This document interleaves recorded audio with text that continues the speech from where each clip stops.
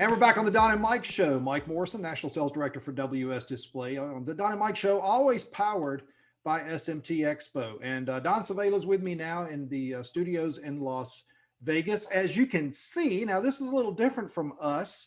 Those that are listening probably don't understand what's going on, but those that are watching video will understand that this particular segment has a visual portion to it that's brought to you by Circle, the Omnichannel Guest Experience Agency.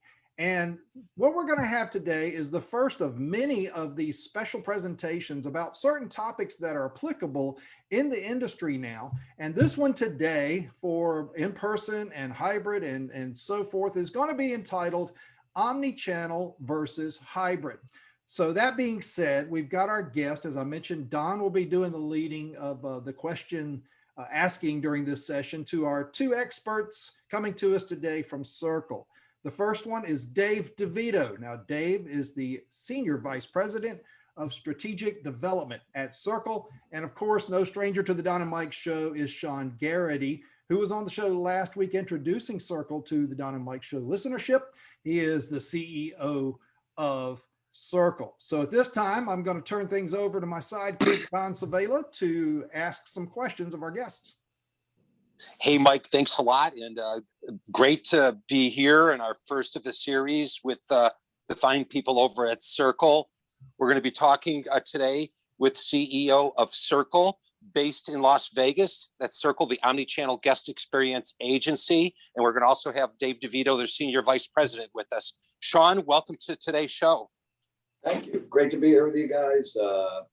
As you know, love the show, love you guys, and very proud to be with you. Great. And Sean, as the industry starts picking back up, I'm pretty excited by this subject matter because, you know, I've been in the industry quite a long time, as you have, and a lot of your senior staff. And it's pretty exciting when you look at the differences between omni-channel and hybrid. And it's something that really needs to be defined and explained because, you know, as someone older, seeing how digital and all this other stuff is, it's all part of our lives, and every day it's only getting more so. So these customers that you've done trade shows for millennia, they're expecting a lot more out of companies, and not everybody's going to be able to deliver it. I'm going to take a stab at these definitions, but then you can give us the shortened form. Omnichannel, combining form, all of things, in all ways or places. That's what the definition says in the big book. And then we go to hybrid. It's sort of like bolting two things together. It says a thing made by combining two different elements, a mixture. Can you please differentiate the distinct differences between omni-channel and hybrid? No, absolutely. And it's interesting, you look at the parallel comparisons of challenge versus opportunity. And as we're all looking out who we are, but more importantly, who we need to be moving forward, all of us have been really focusing in different ways through this challenging period over the last, call it 15 months. And virtual's been out there quite a bit, and digital has become a much greater focus. And obviously we want live back. And, having had the opportunity to speak to a lot of very smart people, as we've discussed before, the virtual program gets an A for effort, but the grade on the results has been less than stellar. And, a lot of people can celebrate that want live events if that fell short, but that's not something we see that's worthy of celebration. It's just something that needs improvement. We've always been about broadcast since the inception of What Do You Do Now? And we think omnichannel is where our industry, whether you call it on the advertising, marketing, promotions, retail, hospitality, the multimedia aspects, it's always been about omnichannel. Our end users, our guests, are very educated from their mobile device, their tablet, their desktop, their television, to what they expect now as they're going out to a restaurant, to a festival, to an event, whether it's a B2B or B2C event. And all those things seek and define amazing opportunities for us to expand our revenues, deliver more for our clients. And where we used to work with a trade show manager in this vertical, we're now not just talking to CMOs, we're talking to executive level advertising, PR, the CEO. So it really is our chance to go up the elevator, bring our client contacts with us, and deliver larger revenue based, more integrated, more strategic types of programs. So being a trade show guy from my inception, was excited to bring Dave DeVito on from the ad tech side. And obviously, he speaks a little bit about his background. He had the similar challenge over there of hybrid. Okay, so we're advertising, we're marketing. Now we need to do something live, and how are we going to do that? So it's really the melding together of the vision from our world to the advertising, media, content development side of the world. And Dave's been around a lot of corners, spent a lot of time with Will Ferrell at Funny or Die. So, obviously he's seen a lot in his career. We're both Syracuse guys, so note the orange in our back. We're two of the bigger underachievers you'll ever meet from that fine university. But if you don't mind, I'd love to let Dave share a little more of his insights on, I guess, Omnichannel, which he was very instrumental in helping us to really kind of hone and come forward with, versus hybrid, if you'd like. Yeah, I'd love to, Sean. And Mike and Don, thanks for having us. We really appreciate it. So, I think in, looking back in the day, when I first started in the business, I started really in the magazine publishing side in the print medium, which obviously has been very distressed over the past years with the emergence of digital and technology. But, back then at the time, internet was really starting to explode in terms of the curiosity of marketers, and multimedia, integrated platform marketing, whatever buzzword you want to talk about was part of it. But back in the day, people used to get excited about, putting an ad page in a magazine and then having a banner on that magazine's website. And that was a very impressive and innovative thing. And I think that, to Sean's point now, that's considered hybrid. And that is not something that really excites a seasoned marketer right now. I think in looking at the difference between hybrid and omnichannel is that, hybrid puts the channel at the center, whether it be that magazine, that television network, what have you, that website, whereas omnichannel really puts the guests as the focus. I mean, with media fragmentation being at an all-time high, and as different platforms are just fighting for that attention of their guests, if you will, you need to really provide that value and get to know them. And that's where data comes into play. And at Circle, really building a robust data platform to really understand the nuances of where our guests are spending their day. And as you're spending the day, you really have to engage them in a unique, personalized manner. That, in my opinion, is probably the biggest differentiation between hybrid and omnichannel. It's not just, bolting things together. It's really that progression and that value add, if you will, to add that utility and keep them engaged throughout the whole process, whether it be a mobile experience, an event experience, a content experience, or what have you. That is a huge thing that I think is really important these days more than ever.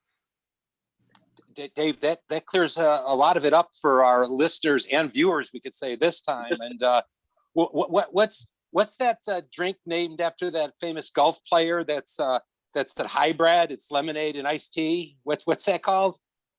Arnold Palmer. Gotta love Arnold Palmer. There we go. Our younger listeners wouldn't know that.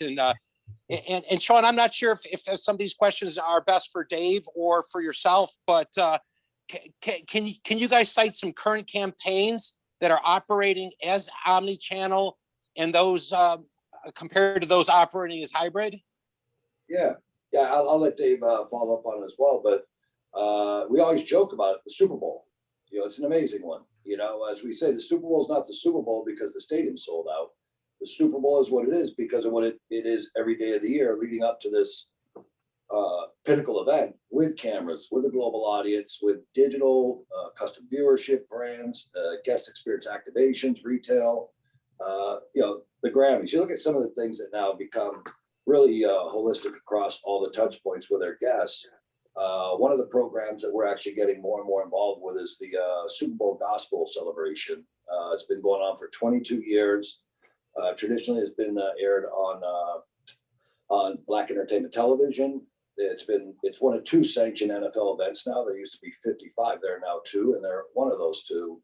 So we are working with them on the overall guest experience program of broadcast partnerships, F&B from the culinary side of what a gospel celebration is about, the live event production, venue selection, sponsorship, allocations.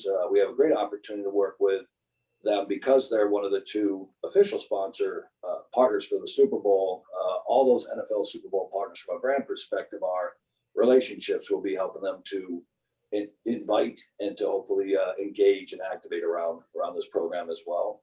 But what we love about it is the PR, the digital, the brand integration, the live entertainment, the hospitality.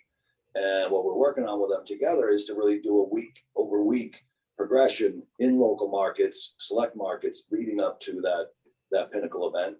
We're also working with one of the leading newspaper publications with a top agency group working on funding approaches and solutions for a sponsorship for one of the national championship categories for college football, and then the activations that go with that. We're also working together. Dave's working closely with me with Heartbeat Productions on their show Give. It's 2 seasons in. It's won Emmy Awards. It's a diversity and philanthropic program that is slated to be on OWN. But we're talking about how we can activate that in local markets. Dave's working with one of the top 3 media groups with one of their pharma brands, coming up with some strategies and content for local market activations and a driving campaign for digital and for broadcast. But just a wide variety of things. We just were awarded a project with a Canadian agency for a whole digital and interactive engagement strategy for Pride Week coming up. And it's a company that would have in the past been viewed as a competitor of ours or vice versa. But I think we're all past that in a lot of ways. We're more collaborative than competitive. Am I missing any, Dave? No, I think you covered it really well, Sean. Yeah, great. Those are some great examples of what Circle is doing. I think that some of, from a brand perspective out there, I think that Disney does a great job with Omnichannel. They start you at their website, learning about their parks, their lodging, their hospitality, if you will, and that drives you right to their app, their My Disney Experience app. They could really help, the guests plan every aspect of the trip. And then from there, it'll drive them to their Magic Band wristband. So when you're there, it could do anything from unlocking hotel room doors, entering the parks, looking at how long the line is for your fast pass when you're down there, buy food and gifts for your children. That, I think, is another great example of a brand that's doing Omnichannel the right way. That's a great point. And by the way, they announced their studio for hire into the B2B side of the world about a year ago. So Disney is someone in our space and vice versa. That's a great point. Wow. Who thought we'd be saying that, Sean? Yeah. Hey, are there unique skill sets required to implement omnichannel versus hybrid campaigns from an agency perspective? No, I think that's really a great question. Whether you're hybrid, omni-channel, or any incremental shift a company's going to make, saying you're something is a word, or it's like putting a tattoo on and saying I'm now what that tattoo says I am. You're gonna, once you put that brand on and you're gonna own that, you have to change things about yourself if it's not who you once were. To commit to hybrid or omni-channel or virtual, whatever we're all doing as companies, you can't use your carpenters or your warehousemen to be your digital producers and your activators. It just doesn't work that way. So I know one of the things we've challenged ourselves with aggressively is what types of people are coming back, what do they do, where are they, and who do we want to be and what best suits that. So it has been a hard time for us. And I know it has been for a lot of our friends throughout the industries saying, I like Joe or Jane, love them actually, but Bill or Jill over here has better skill sets and they're in a market we think we have to be in to do that. So I think it is a fundamental shift in how your space operates, who you have on your teams, and really the disciplines and even the language you use to be credible as you speak to your client contacts. Yeah, and adding on to that point, Sean, I think that one of the really critical things is that people have to be willing to get outside of their comfort zones. They've got to get outside of their silos. And I think that's one of the things that I'm excited about what we're doing at Circle. We've got a really diverse skill set of people here that really know their space, but again, are willing to get outside that comfort zone and thrive. Listen, omnichannel programs are not easy to implement. It takes that risk. It takes that time to really go out there and do it. And I think that's one of the really important, I wouldn't call it a skill set, it's more of a mindset. And I think that's really an important thing that we embrace here. I got a quick question real quick. On that thought, because as I listen to you talk about the many people that you need to have for the different channels and different applications, and it's so many different experience levels, like you said, I just, with Sean's statement was something I thought of right off the bat is you can't get your warehouse guy, your construction worker in there doing your graphic design, right? I mean, that just doesn't work. At the same time, we're coming out of probably one of the worst financial times in our industry, or as an economy, as a nation, and a world even. How do you tackle that from your perspective and others who are trying to do other similar moves, because omnichannel is important, but yet the challenge of capital would have to be something to be considered, profit, ROI, everything else. How do you look at that? And does that just differ from organization to organization? Well, I think it definitely differs on how people plan to come out. Some people are going to come out and say, look, we sat it out. We're in our foxhole. Now it's back. It's going to come back, whatever order it does. And we're going to gradually grow back with it. And I'm not saying that's a wrong decision at all. That could be a very wise decision for us based on, my background leading the industry for almost 15 years, doing broadcast, doing live entertainment and working in digital. We were always there. It was just the waiting of what we focused on with our clients. And they really weren't yearning for these things because they were comfortable. So it was really our comfort, our clients' comfort, more than it was our capabilities that toned that down. We feel now our clients are demanding this. And, we have the tagline, this is not a test. You can't cut your teeth on this. You can't kind of dip in, dip out. And I had all the partners in the room. I said, look, we're probably 6 or 8 months early. It's going to be X amount of dollars to invest. Are we right? Are we wrong? Do we want to be patient, have a sense of urgency about it, but do it? And I actually played the clip for Moneyball. I don't know if you remember the movie where he's losing all the games, and he brought in Jonah Hill to be his quant on the analytics side, and he's about to let his best player go to another team because the manager's not doing what he wanted. And the guy said, "You let him go, you're going to get fired." He said, "Are we right or aren't we?" And he said, "We're right." He was, "Well, then who cares? Let's go." And, it's a decision we've made. It's the opportunity to bring in great people like Dave and others. And by the way, it is the opportunities we grow to bring back those people that drive the forklifts, that put the things up and down, really the most important people in our industry, the heart of our industry. So it's definitely on our mind, but we do think the smart strategic monies now. Unfortunately, for the tactical side, we're still tapering to 6 months, maybe even 12 months before that comes back vigorously. So I think it's just a matter of what companies choose to do. And, I think we also wanted to be ahead of this, where if people we work with, peers of ours, need things like this, it's an opportunity for us to work together. Building off of that, Sean, I mean, we're really putting together an amazing diverse talent pool. We've got a tremendous broadcast partner now. We have the ability to produce, and my background is more in the branded content side, as Sean mentioned, at Funny or Die with Will Ferrell and team. We've got a first-class production team to do that. We now have a really sophisticated technology partner now who could bring us anything from dynamic AR, VR experiences to really leaning into those more dynamic, engaging those guests of ours along every stage of the journey, learning about them and delivering the kind of experience that they really care about at that moment that matters to them. That's huge for us. Mm-hmm.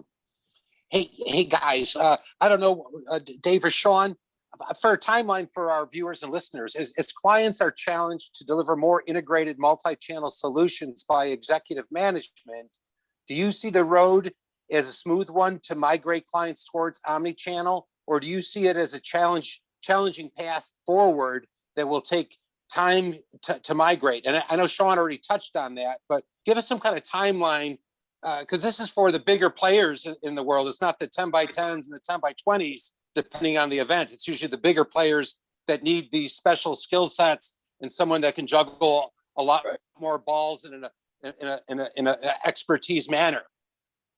Well, that's a great question. I think that varies. As I mentioned, you look at companies like Astound, Sparks, George P. Johnson. You got MC Squared. Obviously, very proud of that company. Impact. I think some people are choosing to acquire. Some people are choosing to grow organically. Again, some people are choosing to go back, but be careful and timely. But I can tell you from our standpoint, every day we wouldn't have done it, we'd be 15 months out to being there. And I think that's with brand, mindset, messaging, talent, the trust of those people to really work together, finding those outside joint venture partnerships and defining those business models. I'm sure there are smarter and deeper pocketed people than us, but I'd say it's probably easily minimum 6 months, probably close to a year to say okay, today we start really moving towards a different approach. And look, it's a long road, and we're hoping by shaping the team we have, maybe we cut that into a matter of weeks, because we love working with agencies, we love working with peer companies. So we're hopeful that anyone that wants to do it can have it today, you know. Or if you're going to build it internally, it's a big commitment of time and money. Sean, you mentioned some of the projects you guys are working on, the work you're going to be doing with the Super Bowl. But what are some of the current omni-channel programs you'd like to highlight? Other things that are in the works right now? Anything you can share with us? You know, I think we touched on quite a few of those things. And what's great about the flow right now, we've got, obviously, I want to recognize that World of Concrete is coming back. You know, we have some nice work in there, some current clients and some new clients we're very excited about. We are meeting with several of our clients, you know, the Adobes of the world, that are assessing their timeline and their schedule. But what we are talking to all of our clients about now is who we are, who that we want them to be, how we can do it together and move ahead. But we've also had some of our peer companies that you know, we have a lot of respect for. We've been sitting with them talking about project opportunities and things to do. But I would say we're very excited about Give, the broadcast property there, what we're going to be able to do around that. This college football program, we're hopefully in some progressive stages of bringing to life from a partnership perspective. Will have us busy for the fall. But no, we're starting to see a very exciting population of opportunities, variety, and look, we love nothing better than those clients to say, I have X amount of dollars to spend, and it's this date, and we're going to give you that money, now go do it. So, but it's very, very diverse, and we're excited about the timeline. It's starting to come in, you know, closer and closer. A question I have before we wrap things up, a discussion I had with and I'm sure you know Jim Worm over at EACA. Yeah. He's a longtime professional in this industry. And we were having during an interview, I guess it was a little less than a year ago, about this coming back moment that we're experiencing now. And the concern that a lot of people had with the virtual coming in and overshadowing the face-to-face, which now we know is really not going to happen. The hybrid is pretty much going to be the working model that makes sense. But one of the examples that he posted to or said in our interview time was that Major League Baseball and even Major League Sports had the same type of fear years ago when television started coming onto the game. And then we saw, because everybody thought, well, nobody's going to go to the game, they'll just watch it at home, when in fact that didn't happen, right?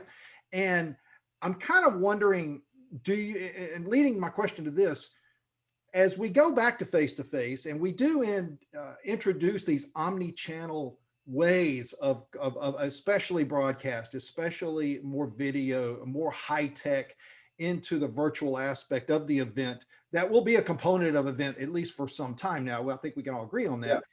Do you see more of the television production style virtual component being, rather than maybe what we're doing right now, which is that little small camera, very personalized Brady Bunch effect, to as the virtual component, it'll be more high tech, almost broadcast quality type of implementation, and maybe the money will come out in a way that more people can afford that? Yes. We certainly. Wow. Long question to give. Well, look, we hope so. And we've used the Super Bowl analogy on quite a few occasions with some of the bigger brands, the global brands that have the means. You know, we're saying to them, you're spending 10, 20, 30, $50 million. You're the stadium full of the Super Bowl, but you didn't bring a damn camera. We're like, look, how can you not be broadcasting? Because we feel the on-site audience that our bigger clients have should be 10% of their interaction. You can't beat people around the world that want that content. You can't beat your local markets where your team should be working and having micro events in those markets, because you're having the big extravaganza in Vegas. If you're having CES and you're LG, you should be having a global broadcast set up across the world and across those time zones. And they should be having micro events in those markets, especially as people are slow to travel right now. It's like, don't be lazy, you know, be opportunistic, reassess your dollars, reallocate them, and get more out of it. That's really our strong appeal and our passionate requests of our clients. Let's challenge ourselves here. Dave, do you have any other insight with that type of mentality, or do you just, because I just see the potential being Right. so strong that you guys are on the right track and that it'll just change the entire face of our industry? I mean, I just think, as Sean mentioned, that people want to engage face to face. I mean, the whole metaphor, which has been said rightfully so, is the whole Roaring Twenties analogy from 100 years ago. It's eerie, but it's true. People are dying to re-engage, and that's one of the things that I'm excited about joining Circle. About, I come from, you know, the media background, which obviously is very powerful, but you know, we're creating experiences. We're giving people a true experience that they can get passionate about, they can engage with, that's memorable, but at the same time is going to deliver on what they're demanding as very, picky and demanding guests. I think you It's not even- gentlemen, go ahead, I'm sorry. No, it has to be memorable. That's really, I think, a big deal. This whole experience has been memorable for Don and I. We've never done this type of production, even though it's very simple. We see so many other people doing it. So if you can get us to do this, I'm pretty sure you're going to have fun getting all of these other companies who are not used to this involved, because I think it brings a whole nother bump, a big bump, actually, a big push into taking advantage of technology that needs to be taken advantage of. The equipment is too good. The technology is too good. The prices are coming in line, and whatever define in line is. But I think now with companies like yourself with the expertise, you're going to be able to take these companies and see a very fast ROI. And Sean, I'm sure you would agree that at the end of the day, when everything is said and done, ROI is the most important acronym you could throw out to your client. No, for sure. And look, Don's too damn pretty to not have that face out there for the world to see. But it's funny on that last thought with ROI. We basically say to our clients, if you're waiting until after the event to see how it went, you already didn't do well. It's really before the event, while you're at the event and after. But predictive analytics and a lot of the tech partners that we're working with now have strategies, engagement tools, and preemptive solutions that allow clients to already know who they're going to be with, what's happened, what's going to happen, and where they go from there. So these events are really a portal to an endless array of engagements, interactions, and successes that are measurable in all the ways. You know, not just, hey, who came and what happened. It drove revenue, it drove brand resonance, it drove all the objectives that they're looking to achieve. And it's the basis for establishing a relationship. It's not going to end after the event's over. I think that's the other really important thing. You know, who says that the guest relationship between the brand and the guest has to stop after that event is over? It's been omni-channel versus hybrid, or if you will, with hybrid, the two working together, Right. to get everybody a successful ramp back up to face-to-face meetings. And as this industry comes back, I think you're going to see a big portion of this coming to the game. We appreciate you watching and listening to this first time visual side of the Don and Mike show. We want to thank a couple of companies involved. Obviously, SMT Expo, our sponsor and of the show, Sierra Live Productions, who is taking all of this that we've done today and putting it together to make sense. And because this guy can't do that. So, but we appreciate them. And of course, everybody involved. Thanks for taking time rather to be on the Don and Mike show this week. Thanks, guys. Really appreciate it. Thanks, Dave. We'll be right back after this and stop.